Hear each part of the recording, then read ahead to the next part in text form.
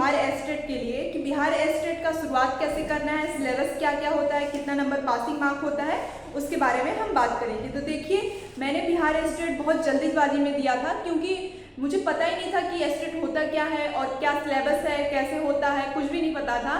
तो एज को लेकर के कुछ विवाद हुआ था, उसके लिए साइट 2 घंटे के लिए खुली थी शाम को 4 बजे।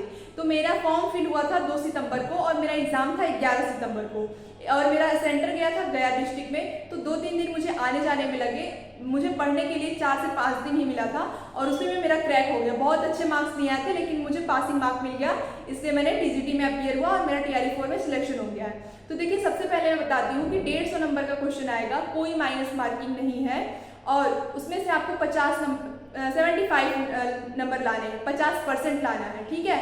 ऑनलाइन मोड में एग्जाम होगा, बहुत ही इजी एग्जाम होता है। 150 में से 2.5 घंटा आपको मिलेगा।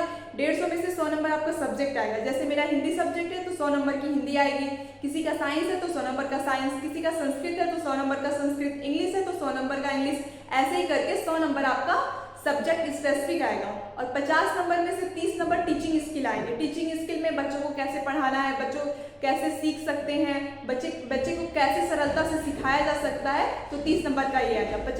100 नंबर का आ गया सब्जेक्ट, 30 नंबर का आ गया टीचिंग स्किल और 20 नंबर में आएगा। 20 नंबर 4 भागों में डिवाइडेड है, 5 नंबर का maths, 5 number reasoning, 5 number EVS और 5 number GK। I hope syllabus पूरा समझ आ गया होगा। मैं फिर से रिपीट करती हूँ, 100 नंबर का सब्जेक्ट आपका और 30 नंबर का आपका आएगा टीचिंग स्किल, 20 नंबर में आएगा 5 नंबर का मैथ्स, 5 नंबर का रीजनिंग, 5 नंबर का EVS और 5 नंबर का GK। तो मैं हिंदी का सब्जेक्ट सिलेबस बता देती हूँ। आता है उसमें संधि, समास, संक्षेपण, पारिभाषिक व तकनीकी शब्द, वाक्य, मुहावरे व लोकोक्तियाँ, वाक्य प्रयोग, पदबंध, वाच्य एवं उसके भेद, वाक्यों के प्रकार, शब्द शक्ति, अलंकार आएगा। अलंकार में उपमा, रूपक, उत्प्रेक्षा और विरोधाभास अलंकार, ये बहुत विस्तृत रूप में आएगा।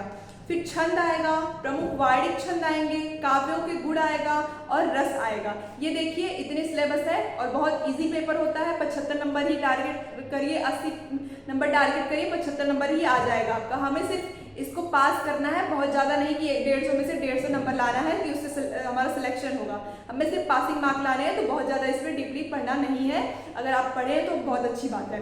देखिए, इसको पढ़ने के लिए कहाँ से करेंगे? अगर आपका सब्जेक्ट हिंदी है तो आप आदित्य पब्लिकेशन की बुक ले सकते हैं, उसमें बहुत अच्छे से सारी सिलेबस दिया हुआ है। मैं पहले से ही उसको पढ़ चुकी थी, इसलिए मेरे लिए बहुत ईजी हो गया है। अगर आपके पास बुक नहीं है तो नवीन शर्मा सर ने यूपी पुलिस की प्रैक्टिस सेट कराई है, उसको आप देख सकते हैं। आपको बहुत ही ईजिली एग्जाम क्लियर हो जाएगा। आई होप आपको समझ आया होगा। वीडियो बहुत जरूरी वीडियो था, बहुत लोगों को नहीं पता होता है कि क्या होता है, एस्टेट कैसे देते हैं, सिलेबस क्या होता है और वो उनका मौका चला जाता है।